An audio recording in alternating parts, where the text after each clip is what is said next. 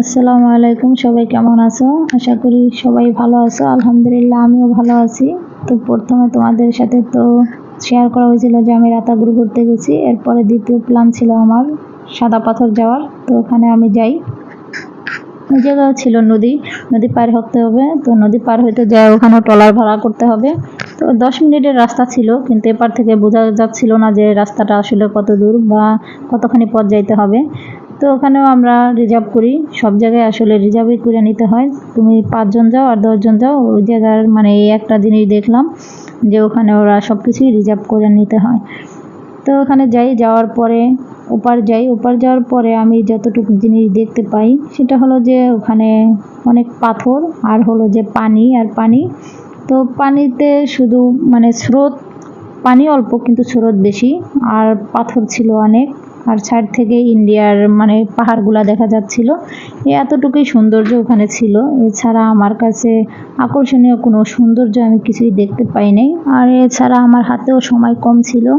তো ওখান থেকে আমি চলে আসি। আর এরপরে সিলেট গেলে যেখানে না ঘুরলেই চলে না সেটা হলো জাফলং।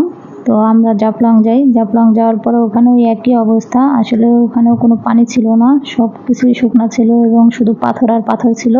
তো পাথরের মধ্যে শুধু হাঁটতেছিলাম আর উষ্টা খেয়া পড়তেছিলাম আর শুধু মানে সবাই হাসাহাসি করতেছিলাম। আসলে এখানে পাথর অনুযায়ী কেস পরা দরকার ছিল, বুঝতে পারি নাই। এরপরে হলো হাঁটতে হাঁটতে আমি যাইতে থাকি। যাইতে যাইতে দেখি যে মানে অনেকখানি গেছি। যাওয়ার পরে দেখা যাচ্ছে যে ওই জায়গায় অনেক উঁচু করে একটু পাথর মানে জমায় রাখছে। তো এক সাইডে হলো আমাদের বাংলাদেশি পুলিশ আর এক সাইডে হলো ইন্ডিয়ার পুলিশ। তো আমি তো আর ওইটা বুঝতে পারছিলাম না যে এতটুক ইন্ডিয়া আর অতটুক হলো যে বাংলাদেশ। তো আমি যাইতে যাইতে ইন্ডিয়ার ভিতরে অনেকখানি চলে গেছি। যাওয়ার পরে ইন্ডিয়ার পুলিশ বলতেছে, এই আপু আপনি কোথায় যাচ্ছেন? ওইদিকে যাওয়া যাবে না, ওইদিকে যাওয়া যাবে না, ঠিক আছে? তো পরে আমাদের বাংলাদেশি পুলিশ আমাকে আবার দেখায় দিচ্ছে যে ওই যে মানে এই যে পাথরটা দেওয়া আছে আর ওই ছেড়ে যাওয়া যাবে না। আর পরে আমি দেখতে পাই যে ওখানে ওদের এইগুলা ইন্ডিয়া লেখা আছে। পরে তাকায় তাকায় আমি দেখতে থাকি যে ওইটা ইন্ডিয়া আর এটাই। তো আসলে বিষয়গুলো হলো যে পাথর দিয়ে একটু খালি মানে একটু উঁচা করে রাখছে, এতে কিভাবে মানুষ বুঝবে যে এটা ইন্ডিয়া আর এটা হলো বাংলাদেশ, ঠিক আছে? তো ওটা তো আসলে খেয়াল করা ছিল না যে পুলিশ দুই সাইডে দুজন দাঁড়ানো আছে, তার মানে হলো ইন্ডিয়া আর বাংলাদেশ, ঠিক আছে? তারপরেও যাইতে যেতে আমি কতটুকু যাই।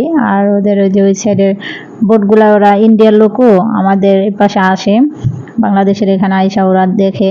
আমরা যেরকম এখান থেকে দেখি ওদের ইন্ডিয়ার জিনিসগুলো, ওরা আমাদেরকে আইসা দেখতে থাকে। তো এই জিনিসগুলাই দেখি। আর হলো যে আশেপাশে ছিল শুধু ওদের ইন্ডিয়ার সাইডগুলো ছিল পাহাড়, আর আমাদের এই সাইডে শুধু ছিল পাথর, পানি ছিল না। আর হয়তো বা বর্ষার সময় এখানে পানি দিয়ে ভরপুর থাকে, তখন মনে হয় এত কাছাকাছি আইসা ইন্ডিয়ার মানে লোক কাছাকাছি দেখা যায় না।